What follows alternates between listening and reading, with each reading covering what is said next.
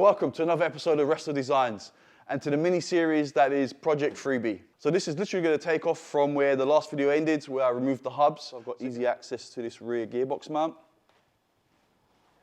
Coming over to the other side, I've also removed the three 13s that hold that rear engine bracket, and I've actually put the engine on an axle stand, and also I've moved the axle stands further back so they're actually on the chassis legs with bits of wood there so I don't damage them. So, and also, as you can see, I've supported up the drive shaft with bungee cables. And that's it now. Basically just got to remove the 419s, which is there, and the back one that goes through the wishbone.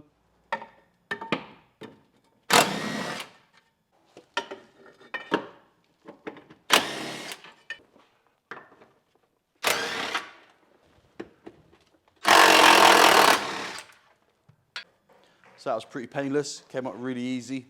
So now what I've done is I've put them side by side so you guys can see.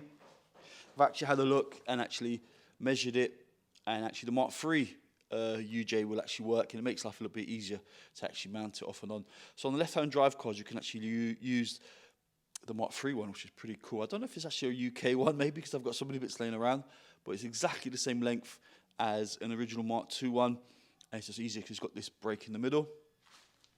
With the Mark III subframe, as you can see, compared to the Mark II subframe, you're going to have to modify this and cut it just here with a grinder, because this bit is not needed. And also you can fit it on, but it just kind of looks odd because it's not bolted up to anything. So I tend to just trim this here so that it matches what's there. As you can see, this one also has no anti-roll bar. I'm yet to fit the anti-roll bar onto this because I want to put the wishbones on first. This mount is actually a diesel one, which I've used on this one. So it's going to be a lot more nicer than the original petrol one. So this diesel mount on the petrol car will be really, really silky smooth, hopefully. As you can see, non-power steering. And also, to show you guys here, I've actually got the wishbones. And this is what I keep on referring to. This little €1, £1 little sleeve is all that holds the wishbone in place. I mean, okay, it might be okay for this 1.3, but not for anything with more power. I mean, it's a bit silly. And then also it limits you on what kind of bushes you can run. You can only run pulley urethane. You're not going to be able to run this style of bush. That hole lines up perfectly. And there is perfectly in line. But yet, that's a big difference between the 4x100 Mark II and the 4x100 Mark III. I mean, if you go from the edges to the edges, it looks like it's 20 mil. Even if I kind of guesstimate where the center of the nut is to where the center of the nut is there, it's also about 20 mil. So some people say it's 15, 12 mil. This particular wishbone, it seems it's actually 20 mil aside. So it's going to be quite a big difference. So as I remove the subframe and the wishbones, as you can see, the car is more or less the 5th of 91. So it's 31 years old. And these wishbones, I mean, they don't look too bad. I've seen a lot worse. Their looks are definitely a bit worn and stuff. Can you believe the wishbone is as old as the car? It's the original wishbone. This wishbone has been on this vehicle for 31 years. That's amazing, because it says here the 14th of March, 91. The car was built in the 5th of 91.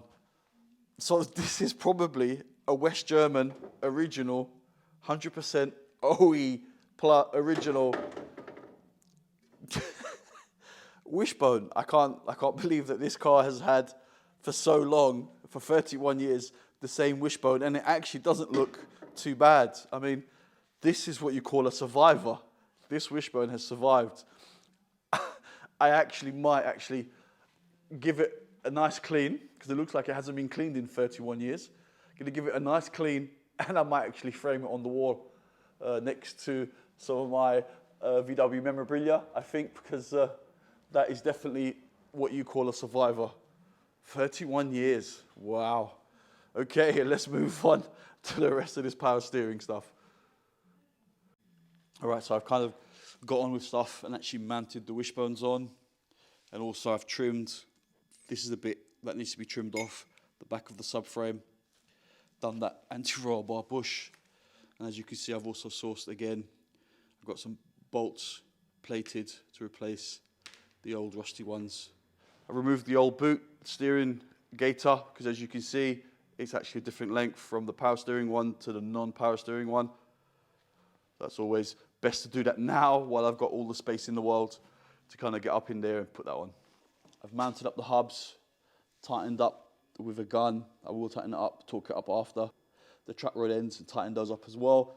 I've done that on both sides. Now the reason why I've done that, as you can see, it kind of helps the subframe, or it will help the subframe once I put it on the jack. It's sliding off the jack, and then the next thing I will do will actually guide the ball joints into the bottom of the hubs, and then once that's all done and tightened and buttoned up, then I will actually guide it in and actually put the 4 main bolts that hold the subframe on. But before I do that, I've had to remove, as it's a lot easier to get to, I've removed the rear engine mount or bracket to fit the Mark III one, which has got the single hole to obviously match what's on the subframe. So let me put this on first.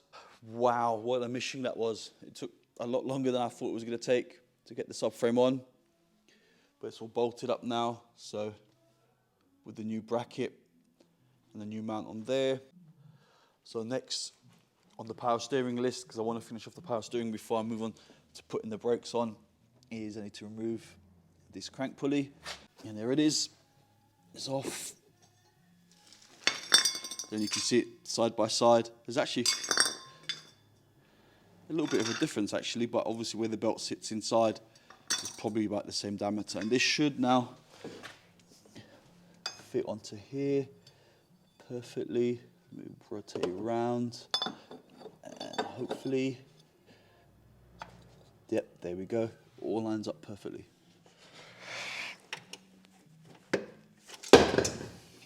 Well, that's one way to take it off, I guess. I've mounted already the crank pulley on, and this is obviously the bracket compared to the old bracket. It's quite a big difference. Okay, so it bolts on perfectly. I've had to make a little adapter for the bottom because the two at the bottom don't actually line up, so I've had to make like a little bracket to hold them on. So now I'm actually going to do, shall I put the alternator on, or shall I put the power steering pump on? Nope, I'm going to put the power steering pump on because the alternator looks like it's a lot easier to put on first. So progress on the power steering. As you can see, I've got the belt on, fits perfectly.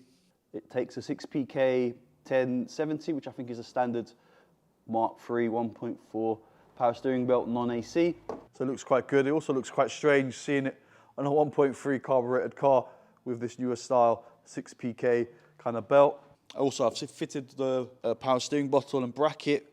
This one's actually off a GTD, but the Corrado has the same style as well as like the G60s.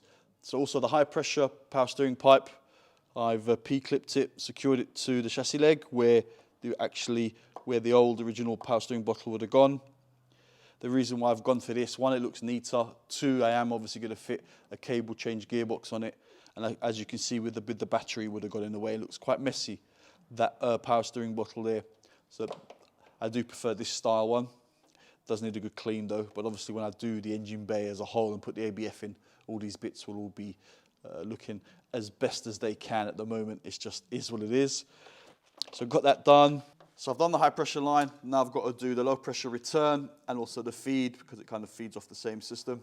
And some of you guys may have wondered what is actually, why that is there. And it's there because there's actually a little restrictor in the pipe, as you can see. It's got like a small hole. Without that restrictor, the power steering is not going to work.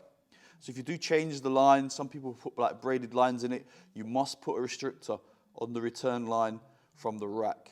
Now, I'm assuming that you could actually maybe fine-tune the actual power steering with this restrictor. I'm guessing if you used to make the hole smaller, you would make the steering lighter. If you was to increase the hole, so dropping the resistance in the return line, you could actually make the power steering a little bit heavier. I mean, it makes sense, I guess. I mean, I haven't tried it. I might do one day if I want to kind of fine-tune the steering to make it slightly heavier. I guess if you was to make that hole maybe a mil or so bigger, in theory, drop the pressure in the rack and you would make the steering slightly heavier. Anyway, less of that. Right, so I've mounted it all up. The return and low pressure pipe is done, and the feed. I put fluid in it as well, the green stuff.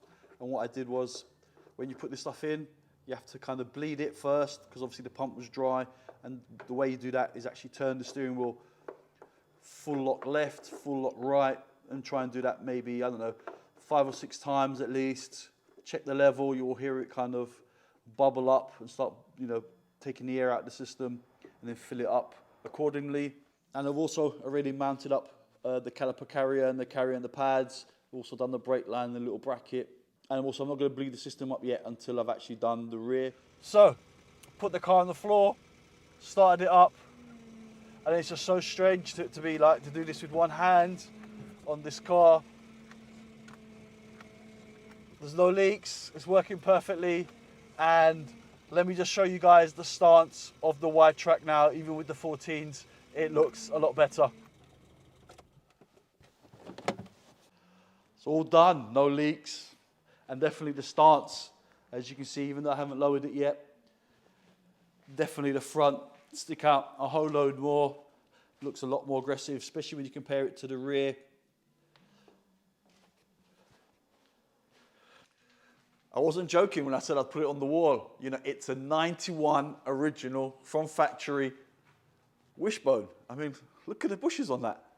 I mean, yeah, they're a bit worn, but you could easily put that on a car. 31 years that's been running around on. Wow, they obviously don't make them how they used to. All right, let me get back onto this project. And what can I say? Thanks for watching, guys. Please subscribe if you want to see more content on Project Freebie, because in the next video, I'm going to be dealing with the rear beam, replacing the bushes with Powerflex bushes, adding an IBAC anti-roll bar, and also converting the rear beam from drums to discs. So that's well worth a watch. All right, guys, thanks for watching. Please subscribe. Ding-a-ling-a-ling. Click on that notification bell and be safe.